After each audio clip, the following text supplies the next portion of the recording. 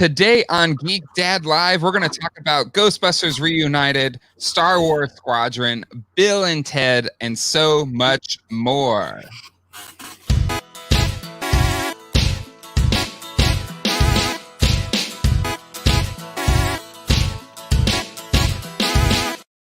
Hey everybody, and welcome to Geek Dad Live. I am your host, Jay Glatfelter here, and with me as my official co-host of Geek Dad Live is none other than Ralph Oppel. Welcome to the show. How you doing, Ralph? Doing great. How are you? Doing all right. I like that intro. I don't know if you heard, if the audio picked me up commenting on it. It mutes while the thing's going on, so you're good. You said there was an intro, and I was like, oh, and then it happened. I'm like, oh, hey, cool. And I'm like, oh, shh. Kind of music. No, don't worry. The StreamYard mutes all the mics as the video's playing, so okay, no worries cool. There. We've got some people in the chat already. Lolo Pap, welcome. Hello, nice to see you. So yes, this is basically going to be a chance to kind of talk about the past week's news and geekdom or whatever you might want to call that, and I'm excited to have Ralph here with me to do. Yeah. So thank you for like jumping on. Like I barely even asked you. Like, yep. So I appreciate that. I mean, yeah, like anything for like you and Jack. Like I'll just say yeah, which is funny because like this is the first time I think this has ever happened where I had to bail on Jack. What? Like hours before we were supposed to go live. I had an emergency root canal.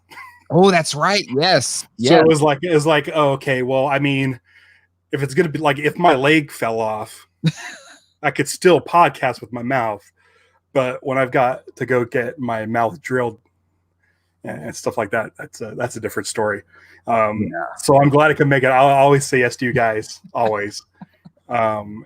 Luckily, Jack doing his Lost rewatch, he's coming up on good seasons, so he can literally ask me every week, and I'll do it. So, yeah, I'm excited too because like I rarely get to see you guys, and with Comic-Con being officially canceled, I'm not going to see you guys this year. This is the only way to do it. So, I mean, absolutely, yes, it sucks. That we can't get our picture in front of the library, but I know. Hopefully next year. So yeah, and for those of you who don't know, every year or for the past 14 years, we've done 11 years. I think it was 11. I don't remember. I remember we did a panel in 2007. That was the first time we did an official panel. Oh, so that's like 13 years. 13 years. Oh, yeah, that's right. Last year we were about being lucky. Yes. Yeah. Yep. And here we are. And here we are. But no Comic-Con this year. Ralph even said, like, well, what if they're doing the Comic-Con at home? Why don't we just do it that way? And then I checked our email, and San Diego Comic-Con reached out saying, hey, if you want to apply to do a panel for Comic-Con at home, send it in. You have a week from that point, and totally missed it. So. Yeah. But I mean, you could do it this route. I mean, it doesn't have to be on the official page. Exactly. So you know what, Comic-Con, we're gonna do Geek Dad Con or whatever. It'll be a joint venture between Crazy Hank TV and Geek Dad Life, whatever con we want to call it. But the long con. The long con. but yeah, I'm excited they're still doing stuff, but it's weird too because as you know, I'm a convention exclusive hunter. I love the different toys and stuff they bring out each year at Comic-Con, and it's weird this year not being able to like get not whatever I want, but I have a pretty good system locked in after 15 years of searching for these things, and it's kind of a bummer. They're still posting them, but they're kind of going online, and I just don't have the speed or being on every single website all the time to try and get them. So I feel I'm gonna miss out on a lot of the Comic-Con exclusive this year, which is really sucky because this is your first year that you would have gone under the banner Geek Dad Life. I know, but it is what it is. I had big plans. I got all, well, it's plugged in right now, but I got all these GoPros. Like I had this really neat like idea of like, you know, giving a lot of us just cameras, walking around and kind of like reporting and stuff like that. There's a lot of cool things we could have done, but that'll just happen hopefully next year. If there is one next year, we'll see. And now they're just stay pros. I see. Here's the thing. Okay, I'm a geek. I'm not a dad, so if I can inject some dad jokes into the show, I'll do that. Yeah. I think. Yeah, you don't have to. Do you want to talk about cancellations of cons? So, okay, I'm going to tell you. I'll tell you a quick story. Okay. Last year I was in Dublin for a friend's wedding, mutual friend of ours. Yep. And we were at the reception, and I got a beep on my Apple Watch. Mm-hmm. And luckily, it was sort of in between courses. Mm-hmm. And I looked at my watch, and it said celebration tickets on sale now. And so I know where the story is going. Yeah, I tapped my wife's like leg under the table, and I showed her my watch, and she's like, "We can't. We're at a reception right now." And I'm like, it'll take me like a minute. It'll take me 2 minutes. My phone will autocorrect all of the info. Okay, let's do it. So we got tickets for Friday and Saturday, which is great because people don't know I live in Anaheim. I work at the Disney parks, and Celebration is slated to be in Anaheim, which means I don't need a place to stay. I can park across the convention center at the Disney lots for free and just walk across the street. It's like smooth sailing. It's my first Celebration. I'm a massive Star Wars fan. I'm a huge Star Wars fan. Like I can just grab Star Wars stuff off my shelf all day long. Rub that in my mouth. Sure. Jay gave me this. Oh, that's right. But we have friends coming in from out of town. My friend Dustin and his family are coming in from the Cincinnati area. He gave me this hat. For the last year, I've been setting aside my comp tickets, like because I know that I won't be able to sign them into the park. Those days will be blocked out. The comp tickets are good 365 days a year. Nice. So for the last year, I've been saving up enough comp tickets for his family because he also got Friday and Saturday, and we're going to spend Sunday at the park where they were going to go to Galaxy's Edge for the first time. And then this week we found out it was canceled, and not only was it canceled, it's going to be 2 years. I know. Before I get to go to my first Celebration. Heartbroken, dude. Heartbroken. I know. If there's a couple things though. I'm glad. I was hoping for it to be delayed so that we can make sure everyone's safe. 2 years is a big chunk of time. But we pre-ordered. Me and my wife Stevie pre-ordered some merch online. So I got a hat. I collect hats. So I got a Celebration 2020 Anaheim hat and a pin. I collect pins also. Celebration 2020 Anaheim pin. So they said they could still fulfill those orders if I want it. Absolutely. I'm hoping they still say 2020 on them because that would be extra sweet since it didn't happen. Good. I would assume they probably were already in production by this point. I'm assuming as well. Also, not that this is the greatest sort of incentive, but if you decide to keep your tickets instead of getting a refund, you're guaranteed to go in 2022. So I don't have to go through that process again. Nice. And then they're going to send me by the end of the year, each of us, exclusive Stormtrooper pin. So cool. So I'm guaranteed to go in 2 years. I just need to make sure that I'm alive and kicking and washing my hands and wearing my mask, and then I'm gonna go. I cannot believe that this has been a process that's been a year. I was in Dublin like a year ago. I know when I bought the tickets, and it just like we knew it was going to be delayed, but I'm like maybe October, maybe December or January, but 2 years. So Yeah, yeah, I mean, it's for the best, but it does stink, because you get so excited for those things. And it's like one of those, like, there's far greater problems in the world that everyone's facing, including this pandemic that's, killing Right. too many people. Right. So like you have that perspective, like, okay, this is not a big deal at all, but Right. it really sucks. So yeah, it's heartbreaking because I've never gone to one.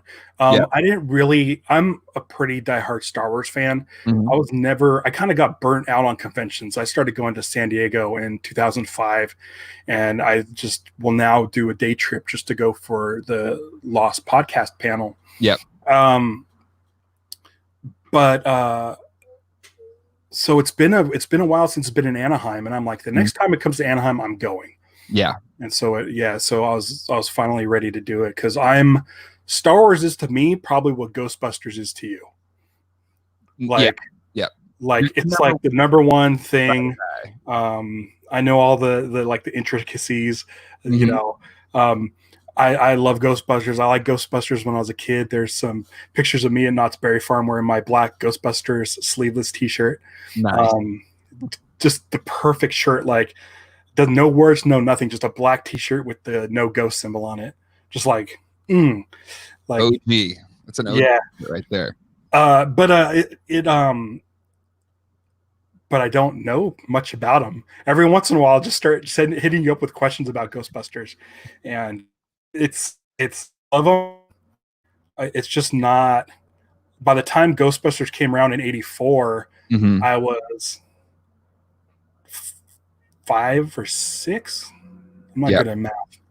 I think I was 7. I was 7. I was already hardcore into Star Wars. Yeah. So there's nothing for me that was going to dethrone Star Wars ever.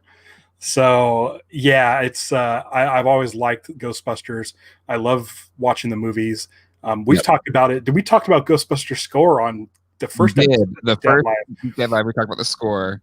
I like the second one a lot, and I just don't. The score is the only issue I have with it. Second one's coming around, like, because they did a lot of because like Ghostbusters accounts, because they have like accounts on YouTube and stuff like that. They kind of gave it a little bit of love. It's getting more and more love each year removed from 1989. And there was this discussion that what could have saved Ghostbusters 2, because like the week after Ghostbusters 2 came out, Batman came out, and that just ate everything. I mean, that was a huge summer. I saw everything that summer. Yeah, Honey, I Shrunk the Kids, Last Crusade. I mean, it was stacked. Yeah. It's one of the great movies. The Abyss. I remember it being the Abyss being the like kind of the thing in August that kind of wound down the summer. But yeah, I saw all that stuff. But the question was, if they would have actually pushed Ghostbusters 2 to like the Christmas movie season, the holiday movie season, would it have done better, and would it have had maybe a more lasting impact? Is there Christmas imagery in the second one? New Year's, like Christmas into New Year's. Remember the hats and that makes more. I can't stand when movies come out in a different season than they take place. Yes. There's just something not right about it. Yep. It always bothered me. Shazam did that. It's the most recent example where I think it came out in like March or something, or May. And it was a Christmas movie. I'm like, I just can't. I can't just get plugged into that mood. Mariano Chacon, I believe is pronounced last name. I like Ghostbusters, but I'm more like Casino Skunk. I like Star Wars way more. So see, you're. And here's the thing I want to say, as far as Geek Dad Life goes, is, as far as me personally, I never like to put one thing down, because I like a different thing. So I'm not gonna say, I'll never say something's better than the other. I just my fandom for Star Wars is much greater. I think I have 0 Ghostbusters toys on my shelf. I can help you. I don't even know what I would. I don't even know what I would want. That hot, whatever that you have back there, that 1/6 scale, Peter Venkman. That's its way, Peter Venkman. It is. Yeah. It's nice. It's nice. But Pardon me. they've that thing is awesome. Yeah, it's nice. It's really nice. I pre-ordered the whole set of 4, and then I kind of chickened out because it was like $1,000 for all 4 of them, and I was like, I can't spend $1,000 on toys. But I mean, you can always trade up. That's true. So I got one. I got Peter Venkman, and that was like $250. And now they're worth way more than I probably should have bought them because they're right. They made a 1/6 scale Ecto 1 that's massive. Took up the whole like that all top shelf space there. That's how people are setting them up. It's huge, huge. But I'm with you, Ralph. Like I feel like I'm a diversified geek. Ghostbusters is my favorite all time, no question. But I love so much Star Wars, Teenage Mutant Ninja Turtles, Transformers, DC, Marvel. Just look at my room and He-Man. Like I've got everything. So I love everything. I grew up a DC dude. I read DC Comics because of '89 Batman. My first comic was a Batman comic that came out in '89, and then soon after that, I got my first issue of Green Lantern. But by that point, Green Lantern was already my favorite from watching Super Friends. Mm-hmm. I thought he was cool because he can make anything with his ring. Yep. So I've become like this massive like Green Lantern fan. Like after Star Wars, it's Star Wars and then Green Lantern. Yeah, and then probably like James Bond, Godzilla, yeah. Tron, Lost. I always forget to put Lost in the mix. But yeah, it's like I knew I had like Marvel cards. Like speaking of like 1990 and stuff like that, I have like a complete set of the Marvel cards. I still have them. A complete set of the DC cards with all the hologram cards. Mm-hmm. I knew the characters. I was familiar with the characters because I used to love reading the backs of the cards. But I never really read a Marvel comic. I'm not really a Marvel fan, but I'll never put Marvel down. I've seen every one of the movies in the theater except I think Spider-Man Homecoming we missed. Obviously, we caught up before the next movie came out. But I love them, but I'm still a DC guy. Yeah. But I'll never. I never understood why people would put down one thing over another. Like even if you don't, the consensus usually is Marvel movies are awesome, DC movies are not awesome. There's no reason to knock down DC movies. There's plenty out there to like. If you don't like it, talk about Marvel. You don't have to compare them. I still got to say though, Shazam is probably my favorite comic book movie, probably since Spider-Man 2. Shazam turned out really good. Like it's so good. Everything for me, DC post Justice League, and I actually didn't mind Justice League. I didn't mind the Whedon, takeover. Right. I liked it fine. But I thought Aquaman was great. I loved Aquaman, and I loved Aquaman. Like I thought they're both really good. And Wonder Woman. Wonder Woman, no doubt. What's funny is this is relevant to today. Zack Snyder released a 30-second clip from the Zack Snyder cut, teasing that there's going to be more at the DC online Comic Con that they're doing. Oh, really? Okay. And it teases Darkseid. So it's like I mean, I always wanted to see the Snyder cut. Not I wasn't like a fanboy who was like demanding it, but the thing is, I started following the account, the Release the Snyder Cut account, and what they were doing was they're essentially a nonprofit, so they were pulling in money and giving it to the charity that helped suicide prevention. Oh wow, that's really cool. So like the thing is, it's like, oh, these guys are really cool. So I started following them and realizing if you look at their mission statement, their pinned tweet, it said, we're not here to knock anything down. Yep. We're here to celebrate and we're looking to get something. And so what I thought has always been with the Snyder Cut is like, I don't know if we'll ever see Ben Affleck again as Batman. I love him as Batman. He mirrors the comic books currently. Henry Cavill, we hear he might come back, but and Gal Gadot's, Wonder Woman 2 is yet to come out. So it's like, if you're going to give me like an hour longer cut of Justice League, it gives me another chance to see these actors again in these roles. And I like these actors in these roles. So whether it's good or bad or whatever, I'm just glad we get to see more. And there's kind of been rumblings. Kevin Smith mentioned it, that Green Lantern's supposed to be in the movie. So he was a Green Lantern in the first release, right? So yes, and if that dude wasn't just a made up character, it's a flashback scene that takes place in like ancient times where like Atlanteans and gods and Themyscirians all fought together in the Age of Legends. There's a Green Lantern, and that Green Lantern is in the comics books. His name is Yalin Gur, and he was the first Green Lantern of this sector. Oh, really? If you look him up, he's super goofy looking, but they made a really cool version of that character without compromising the design. Yeah. So he looks really goofy on the page. He has like shorts, but they made it look really sleek and kind of cool. So if you're able to look up, I think his name is Yalin Gur, and just look him up in Justice League. There's pictures they've done, like they posted like designs of the CG model and stuff, and then you could look at how he looks in the Silver Age. But he's part of, Green Lantern lore. So even though he's only on screen for a second and you don't really see him well, he's definitely a character from the comics. So I want to see what else they have, I want to see more Green Lantern, man. I agree. I love Green Lantern. Yep. I'm 100% with you. 100% with you. And to me, I didn't care either way if it's not, but it's cool. It's more content. I'm never going to say no to more content.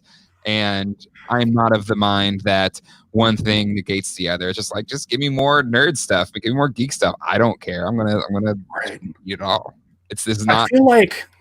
I feel like I was the same way with the 2016 Ghostbusters. Yeah.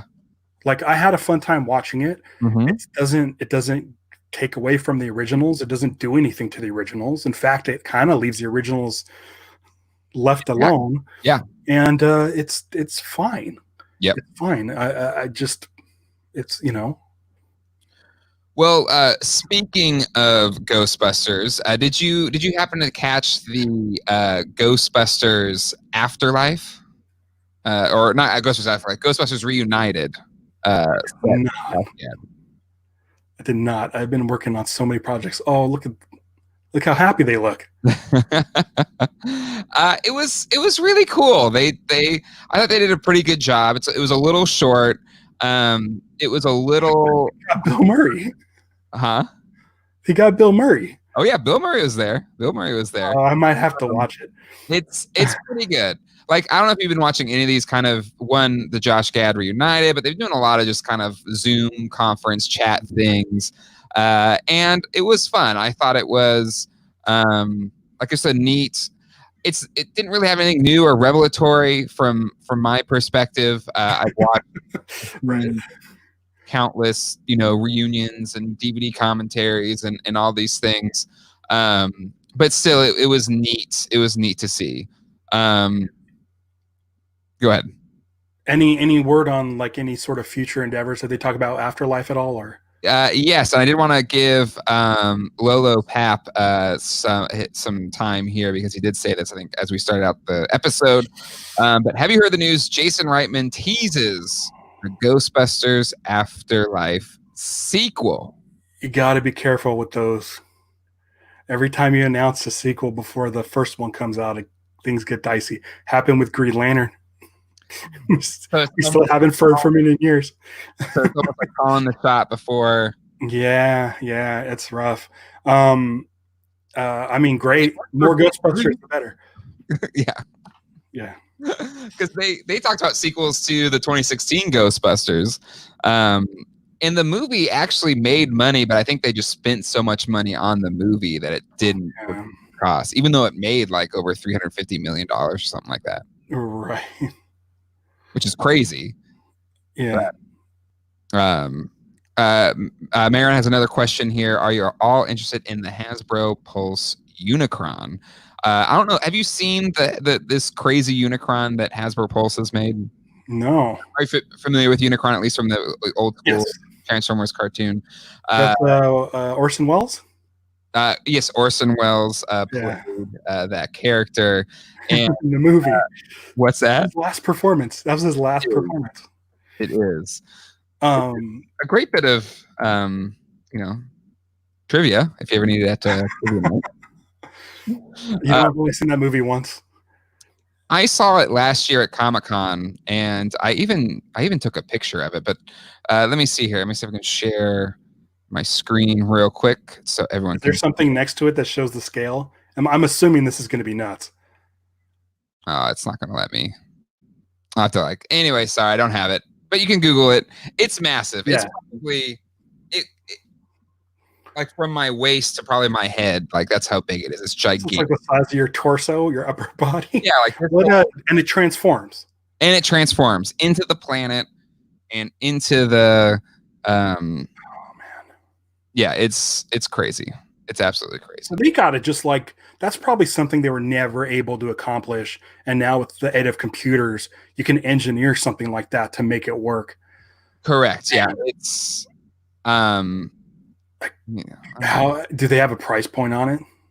So it's through kind of Hasbro Pulse, which is like a top tier. Well, no, it's like a how do I explain it? Like Kickstarter, but for okay. So I believe it was $579 to kickstart it, and you get one, right? And you get one. It had to reach a certain threshold. I mean, if you're like a diehard Transformers fan, you got to do it, right? I mean, I don't know if you would do it. I don't. That's nuts. But it's huge. You wouldn't be able to get away with that, right? I could as a dad / husband. I could buy it. So like my geek stuff is a separate budget funnel than the family budget. So that's how I kind of keep all this going. I sell stuff. I still don't get side eyes. Not on something small. The only time I got in trouble was when I bought Tron. I got in trouble for that one. But other than that, the full arcade machine. I got in so much trouble when I bought that. But other than that, God, I wish. Pretty cool. What's that? I wish. That's my dream, is to have a Tron and a Discatron side by side. That'll drop. That's a good $15,000 you'll drop on that. Right.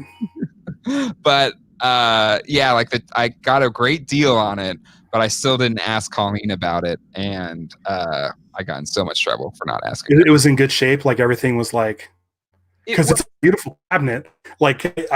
Just light up the music and with all of the glow on the joysticks and the display panels and stuff. It's a piece of art. It was perfect. Like the game played great, which is the hardest thing to have. This side art, it needed new side art. It needed new acrylics, but I bought all of those. But I got it for a fraction of the price of it, like a really nice restored one. But even still, a fraction of the price, it was still expensive.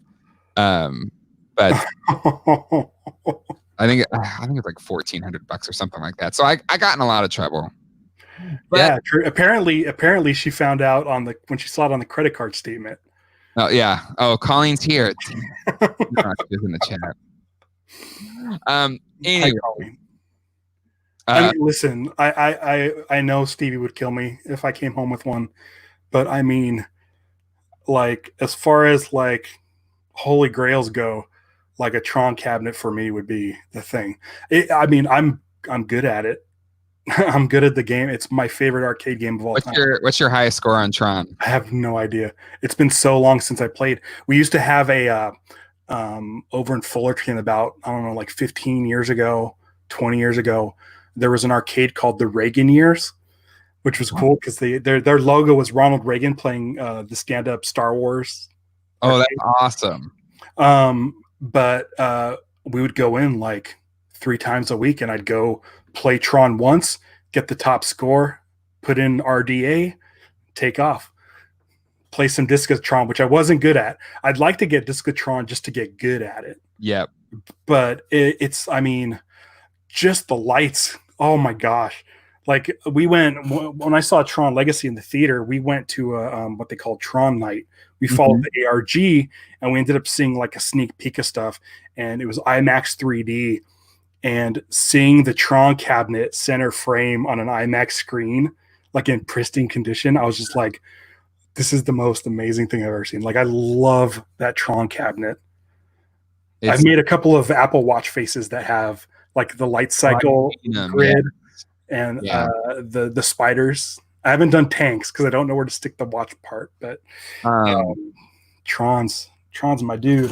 Yeah, I think my best Tron score, I got 100 and very nice. I got 115,000 was my best. I got all the way to the whatever. I can't remember the exact title of it, but I got really far.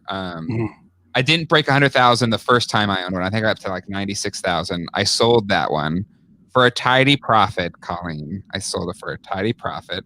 And then I found another one and I bought that one. And on that one, I got past 100,000. And then I sold that one again for a tidy profit. I sold that one because I expected to do one this year. And they just announced like their fall lineup and there was no Tron there. And I was like, you bastards. I remember your first Geek Dad life was looking for a cocktail version. Man, I was so pumped that I found that. I was pumped. I didn't know that existed. It's really rare. Cocktails are great because they're kind of low and they're not. Colleen hates how they're functional. Yeah, they're functional. Yeah. And so when I found it and the price was really good and everything looked really good, and the guy that owned the arcade that it was sitting in was like, nope, everything's fine. It works great. And I'm like, cool. All right, I'm going to drive to Nashville and like buy this thing. But the controls were awful. And the thing about Tron is it has like a little spinning kind of metal disc that then trips the sensors. And if that's not right, like the arm it was janky. I couldn't even aim and do shots. It was just like, I was like, unless you're gonna be some crazy discount because finding these parts is gonna be near impossible. It's gonna be expensive. Like, I gotta walk away. And it was a bummer. It was a really big bummer. But it's okay. It is what it is. I really think Arcade One Up's still going to do it because it did that Star Wars, and the Star Wars is perfect. And I really, have you played the Star Wars? I don't know. I haven't. Yeah. It's really good. It's really, really good. Because they got the joystick right, and once I saw they got that joystick right and the feel of it and everything, or the flight yoke, I was like, they can do Tron. If they can do this, they can do Tron. And it's a Disney license. The Star Wars is a Disney license. So really, there's no reason other than trying to figure out the black lights and everything that they couldn't do a Tron that would look just as good as that Star Wars one turned out. Yeah. So we'll see. Fingers crossed. Yeah. All right. Next step that we wanted to cover today it is Star Wars related. So it is in Ralph's wheelhouse, but it's the unveil, like with all the fanfare for PlayStation 5. I believe it was associated with that, right? Or they just drop it kind of in that same time frame? I think so. It's going to be on PS4. But here we go. It is Star Wars Squadrons.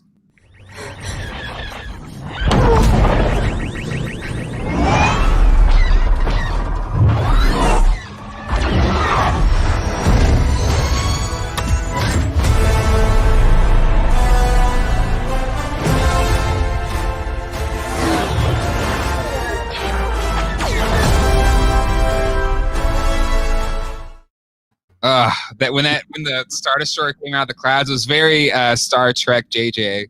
But still, I was like, I am in.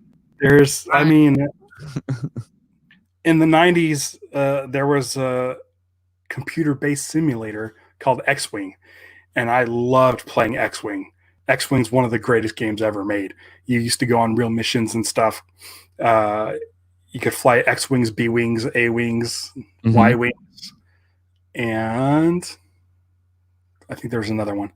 They did a TIE Fighter expansion. Nice. I love Star Wars. I was like, I haven't played the last Star Wars game. I'm not a huge gamer, and I don't really have a lot of time to play games. Yeah. But there's a couple of things that piqued my interest with this one. It takes place somewhere around the time of the classic trilogy. We do get a quick shot of Wedge Antilles, who is one of my favorite characters, in his X-wing. Very excited about that. The blockade runners, which are my second favorite ship in Star Wars, the Tantive V4 from the beginning of Star Wars, the one that flies overhead, Princess Leia's ship. Yep. They're all throughout this game. There's so many shots. At one point, a TIE fighter takes out a whole like docking bay full of them. Yep. And then the third one is one of my favorite bounty hunter character is Bosk. I always thought Bosk looked super cool, and they have him, Trandoshan, as part of the Rebel Alliance in his orange flight suit. So, I mean, I was like, okay, maybe I'll get a Star Wars game. I don't really like buying games because they're like $60, and then you kind of like, you're like, oh, I'm not going to play it. I guess the MSRP on this is $40. Oh, okay. That's what I read online. I don't know what it is. I don't know if it's some sort of a online only sort of battle game with maybe a short story. I don't really see a lot of information on it. Yeah, but I heard that the MSRP is $40. That's totally doable. Yeah. If I could fly alongside Wedge, yeah. Go ahead. That's cool. No, I'm wondering if there's a 3D version. Or a VR version. I mean, yeah. Oh wow, that'd be crazy. That'd be. There's something about like VR, like that might be too real. I don't know if I could handle that type of thing. But I like how it seems like it's set up as like a 5v5, so you could go like have teams like squads essentially, and so it's probably intense in online play or whatever. Or you could probably have computer players on your side, but still, like I love that kind of co-op aspect of it, and you could like I have not gone into online gaming that much, but I could see it being really cool with like your headsets on. You can kind of have red 1, red 2, red 3, and just kind of then your call signs and everything. And it looks really, really cool.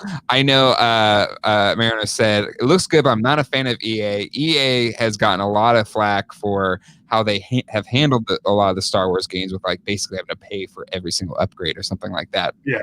So, sprinkle a bit of caution to it, but I do think it looks really good and like a lot of fun. But now you mentioned Wedge is your favorite, and the Tantive 4. What was the actual ship called again? I know the Tantive 4 is the name of that ship, but is the type of class? It's I always just call them blockade runners. You're probably right. I think you're right. Yeah. But have you watched Rebels? Are you a fan of Rebels? Star Wars Rebels? Yes. So yeah. I love how they like went into Wedge's backstory and talked about how he affected. I love that. I love that. Because I have always been a big fan of Wedge as well. He's like that Star Wars fans like, I don't know, human Boba Fett, where it's just like, hey, he survived. Hey, there's Wedge. Right. Yeah. Back when they had like the broad shoulder Luke Skywalker and Princess Leia toys, they came out, I think it was 97 or 96 or something. Yeah. They came out with a carrying case that was the Millennium Falcon. And in the cockpit was a blister card that came with Wedge. Yep. And I got that carrying case just to get Wedge. One of the last times I visited Disneyland, they had for sale in the Star Wars launch bay a Wedge helmet. Oh, nice. Yeah. No. It was. I'm assuming it definitely cost more than a Unicron, for sure. No way. That's not what they charged. It was something like $800. It was like a prop replica. Wow. And I might be lowballing it too. Wow. That's pricey. But I guess that is Disney for you. I mean, what is it? $30,000 for a properly scaled R2D2 there or something like that? Oh no, it's like 15 or 10 or something. It's through the roof. Yeah. Yeah, it's pretty expensive. You get 2 Trons or 3 or 4 Trons for that price. What a deal. What a deal. I'll go buy 4 Trons right now. Lolo has a couple more questions here. Hey, Jake, I assume that's to me. Would you like to see real Ghostbusters figures in the Ghostbusters Plasma series? Heck yes. I would love to see basically Black Series level art real Ghostbusters figures. I think the Diamond Select versions of real Ghostbusters are really good, but I also had problems with the way Diamond Select made their figures. So I would love to see those being made. And would you like to see a real Ghostbusters revival? Absolutely. Like real Ghostbusters for me is probably my favorite aspect of, which is probably, daring to say, but I love real Ghostbusters. The show. Well, here's the thing. Up until recently, you only had 2 movies. So your whole life was filled with all these other stories. How many episodes of real Ghostbusters are there? 100 and no, more than 100. God, how many? It's like 160, like 118 or 120 or something. It's more than 100, I'm pretty sure. So the majority of your life are probably spending time with those stories as opposed to the original 2. So saying that you gravitate more towards that, it makes total sense. Yep.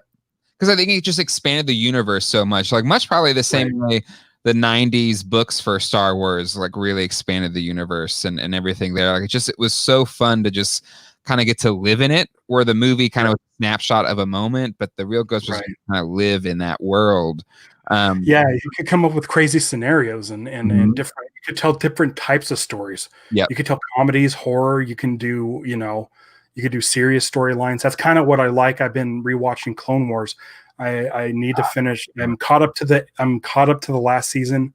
I'm ready to start that, but it's nice to be able to see the last season. No, that's where we are. I just caught up. Can I fly over and watch it with you? Because it's so good. Yeah, sure. Wear your mask. I will. I'll quarantine for 2 weeks, and then I'll fly over, quarantine for 2 weeks, and then watch it with you. Sounds good. So, I don't want to spoil it, but it's just so good. It's so fun. I know. I keep hearing. It's but it's great because you can get like all these other Star Wars stories. You can tell different types of Star Wars stories. I love The Mandalorian, but what I would like to see Disney Plus do is a Star Wars anthology series. Get different directors, different writers to tell. It could take place during any era. It could be any subject matter. It could be any type of character. If any of you are fans of the game Overwatch, they did a lot of short movies, like it's short films for their characters, and they're amazing. Even if you're not into Overwatch, you got to watch these stories because they're really well told, 5-minute long or even like 10-minute long stories that are like Pixar level emotional. Yeah, and it makes you really like the characters. And I don't see why Disney didn't do what they do with the Pixar movies, which is do a Star Wars short before each movie. It could be a comedy. It could be a serious one. It could be, anything. But I feel like there's so much room to play in Star Wars and everyone holds it so precious, but why not expand the universe? You don't have to use, the same old characters, it fit outside of, the normal Skywalker storyline. It could exist outside of Jedi or Sith or Empire or Rebellion. It could exist, what's the story of this one guy in this cantina over here? What does he do on his job? Is he in a factory making droids? Is it something else? But I feel like an anthology series would be fantastic. And you could really showcase like, up and coming like filmmakers or even established filmmakers, but it should literally be the Twilight Zone, but Star Wars. Yep. No, I agree completely. And I feel that's something that Filoni and crew did with Clone Wars and Rebels, like especially Clone Wars, because it just kind of had these arcs, just focus on, like, I love the droids arc in season 6 of Clone Wars. Is it? Yeah. Like it follows the droids and the little frog guy. Like, that was amazing. I freaking love that. Was that the one? Was that the one where the guy? No, I don't know if it was. the guy got a tumor. The clone got a tumor that activated or was malfunctioning Order 66. That was a season 6 arc. That wasn't the droids ones, but the fives. It's fives who got the, or not fives. Sorry, fives is the one that like basically tried to solve it for the guy that. Who's the one that I'm blanking now? Anyway, but it's like amazing. Like each of those like issue 4 episodes are great. It was like a movie.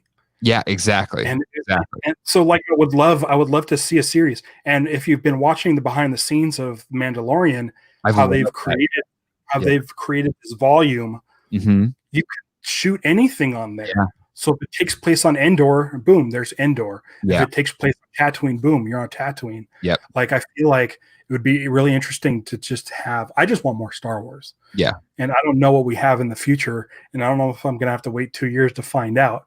You hear stuff like Obi-Wan series, and you hear things like Taika Waititi making a movie and Rian Johnson making a trilogy and all this stuff. But Mandalorian season 2 is the only thing I know that's set in stone. Yep. But the thing is, like, do like amazing stories. Do it animated. You can do a hand-drawn animated story 1 week, like they did with Family Dog.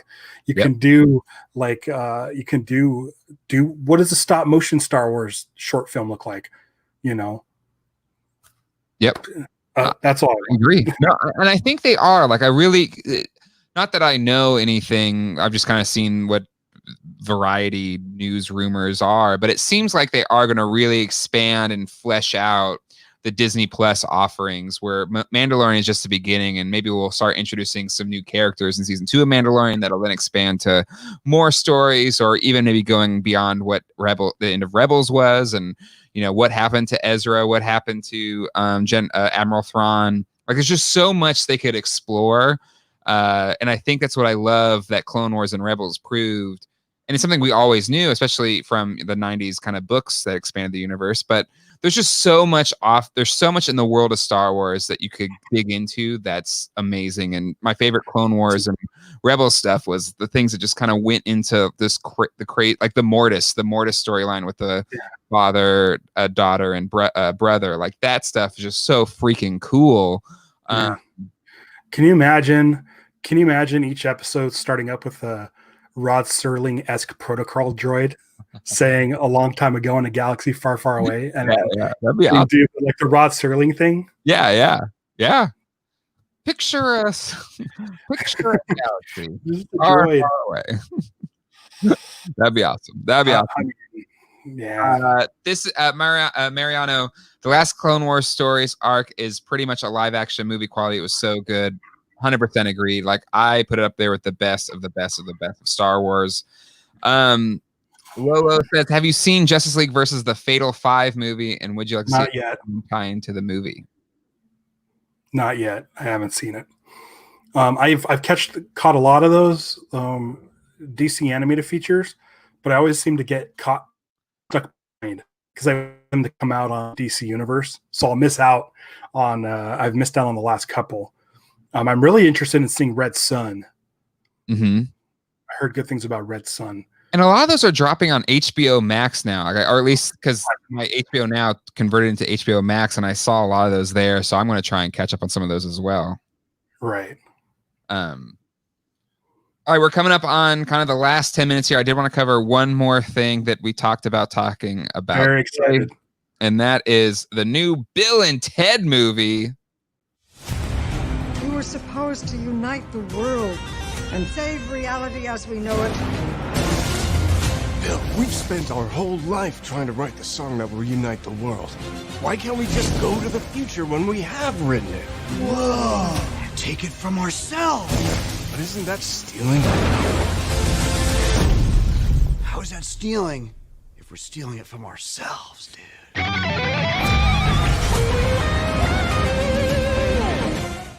Oh man, Bill and Ted Face the Music. Something that's been rumored or wanted for forever. God, that was 92. Was 91? I don't know. I'll look up now, but go ahead, share your thoughts while I look that up.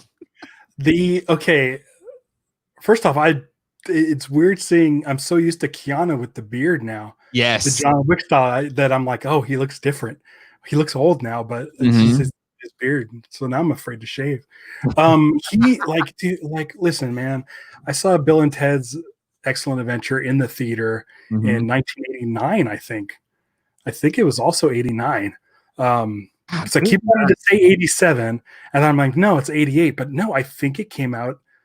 It was either really late 89 or really early 89. February 17th, 1989. That was the day before my whatever birthday. I remember going to see that movie and just absolutely falling in love with it. I didn't take to the sequel as much. I've seen it a handful of times, but I find that now, I watched it a couple months ago, I appreciate the sequel more now than I did back then, because I love the original so much that I was probably more sad that the sequel wasn't the same. But now that I've grown up and realized, oh my gosh, they really swung for the fences, and why do I need to see something retread? Yep. So I have an appreciation for that now. I'm hoping that this one goes to the next level of craziness. Yeah.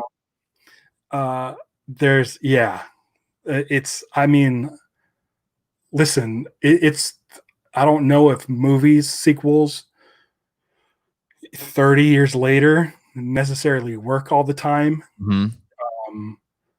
But seeing those two together as Bill and Ted, dressing like Bill and Ted, is amazing.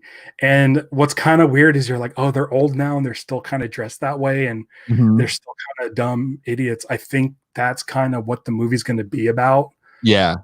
In the trailer we saw, there had one quick shot of their daughters who are in the movie. And I have a feeling that Bill and Ted are going to learn to grow up. They got to literally face the music and become grown-ups. I think it's really interesting that they're kind of burnt out musicians, and they screwed up. And even though they knew they were destined to become, this power in the universe, they just failed.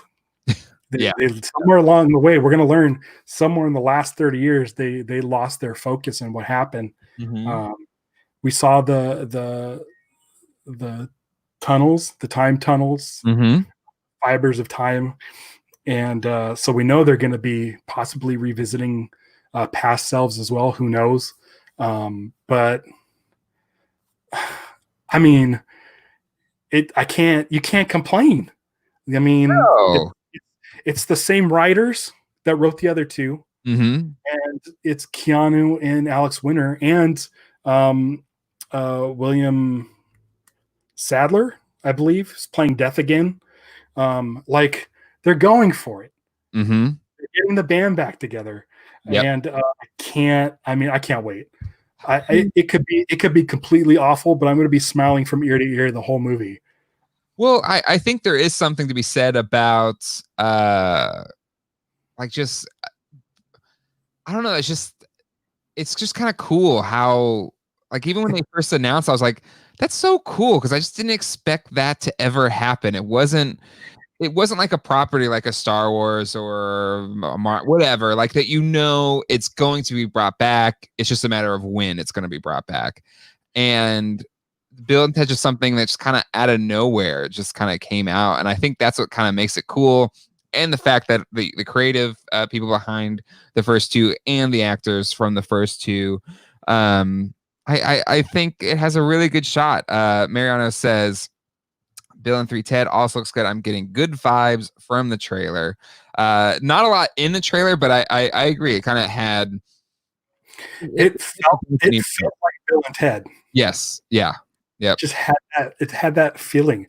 Like, their dialogue, what little we hear of it, is Bill and Ted. Like, it doesn't feel different or off. There's no denying it's them. It's totally them.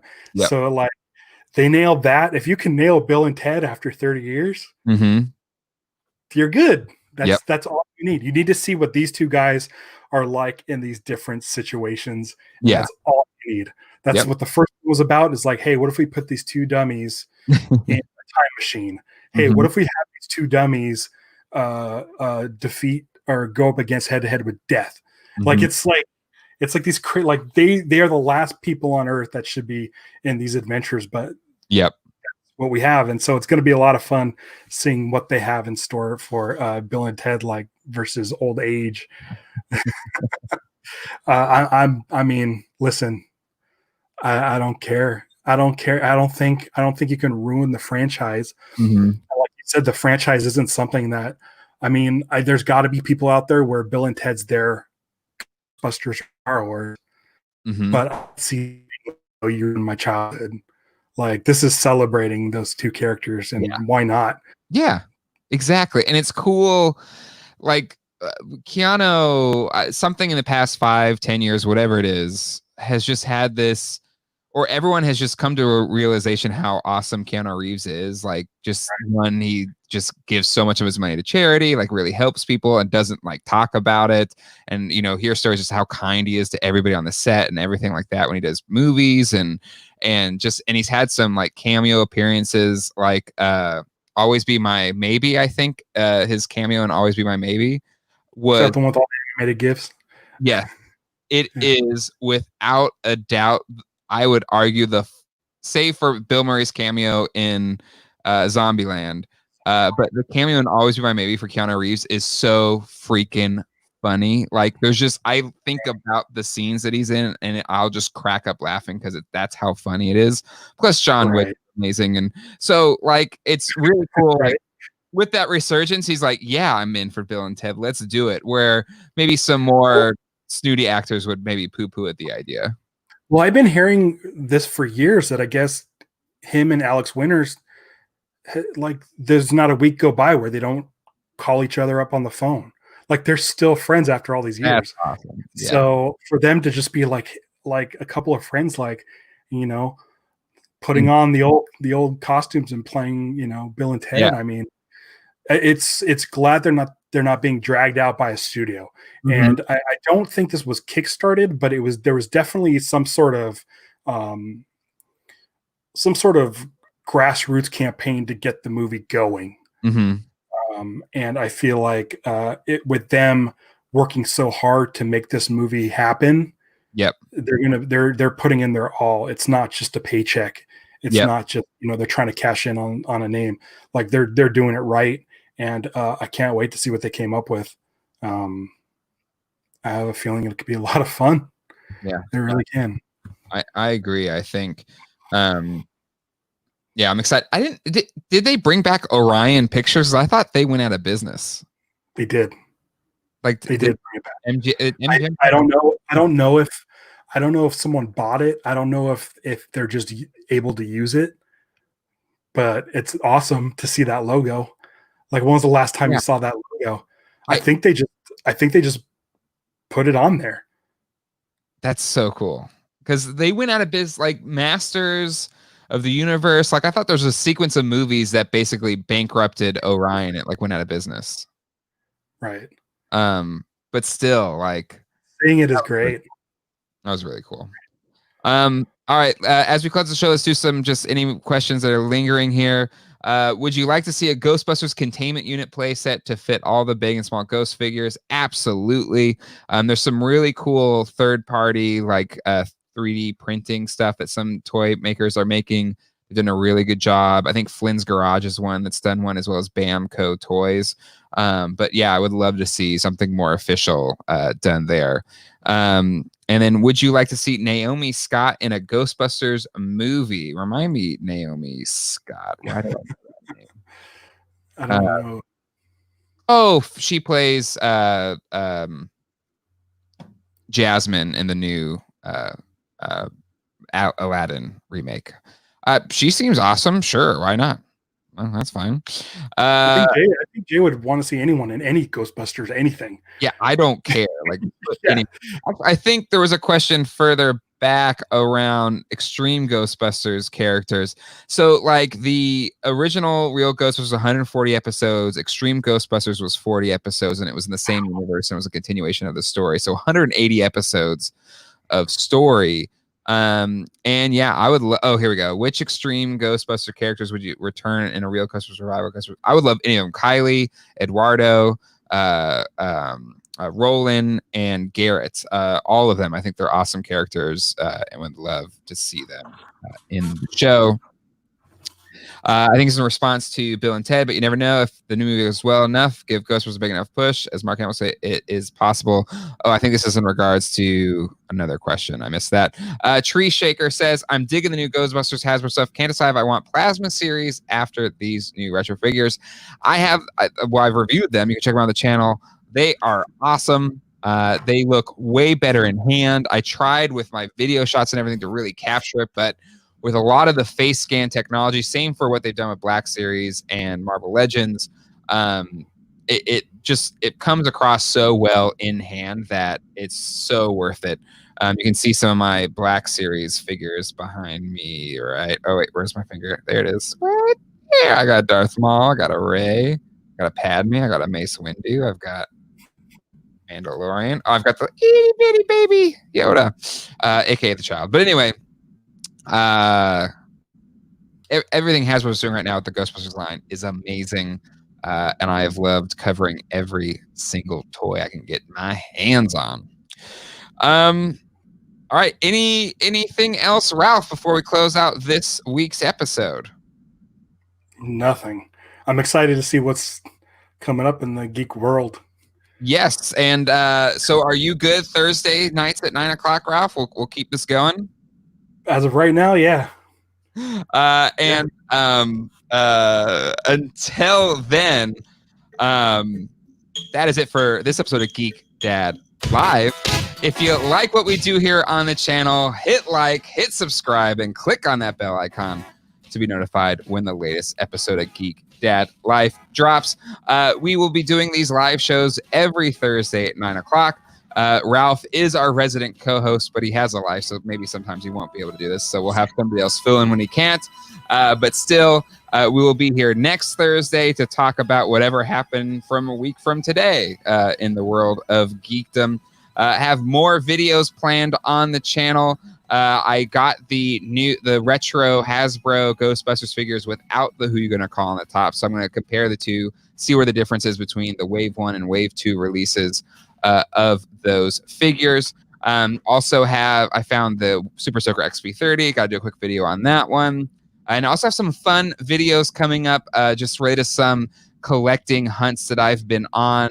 A really interesting one related to DuckTales. And I kind of go on an adventure for a series of toys that end up being toys from an alternate reality from my own as a San Diego kid. So be on the lookout for that video. Really excited about that one, as well as a kind of deep dive, a history of the first 10 figures from Teenage Mutant Ninja Turtles by Playmates, the 10 back. So be on the lookout for all of those. And give us an email, geekdadlife@gmail.com, for anything you might want us to cover on Geek Dad Live. So definitely send it there. We will cover it on the channel. And yeah, I think that's everything. Anything else, Ralph? That's it. I'm done. All right. Well, until then, hasta luego and goodbye. Good line.